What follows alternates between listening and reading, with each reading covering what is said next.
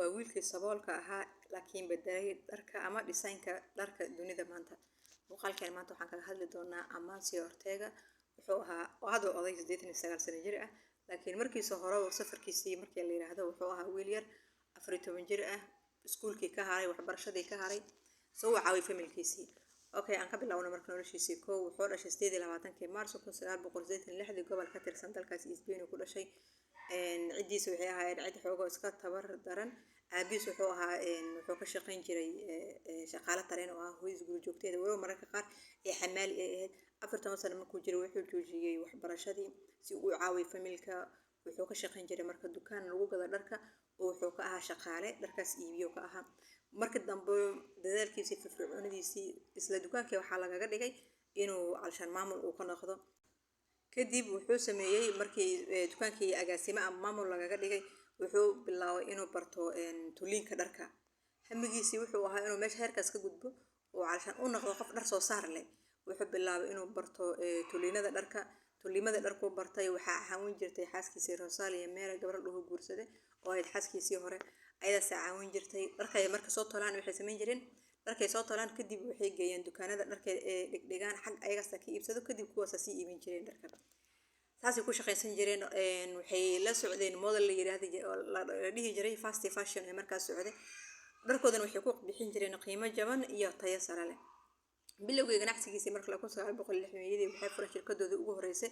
ee dharka sida goonooyinka iyo dharka haweenka iyo shirkadda la magac baxday Sara 1975 markay ahayd waxay asaga iyo xaaskii Rosalia Mera aasaasen dukaankooda ugu horeeyay dharka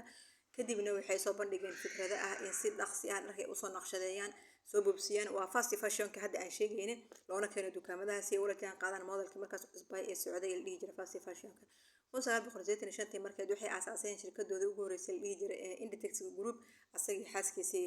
iyo shirkado badan oo sida ay kamid tahay calaamadan la yiraahdo Zara ee ilaa maanta dunida caanka ka ah ee la yaqaan Inditex marka la waa shirkadda dharka ee ugu weyn adduunka ee maanta la taagan yahay Ortega waxa loo yaqaan inuu yahay nin aad u aamusan afgaaban aan ka muuqanin hantidiisa oo qof caadi ah sida dabaqada dhexe dadka isaga nool wuxuu hore uga tirsanaan jiray liiska la dhihi jiray Forbes dadka ugu taajirsan dunida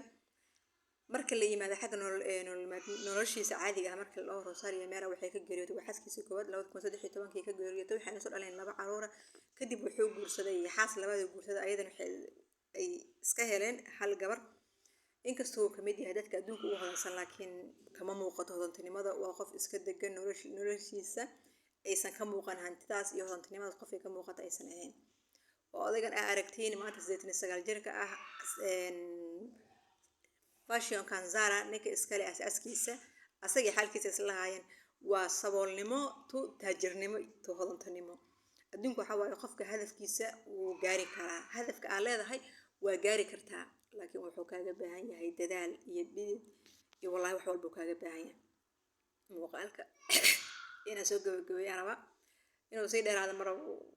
xoogo wax saas laga sii sheeg malahan 3 daqiiqo meelaas in iskaga soo koobaa jeclahay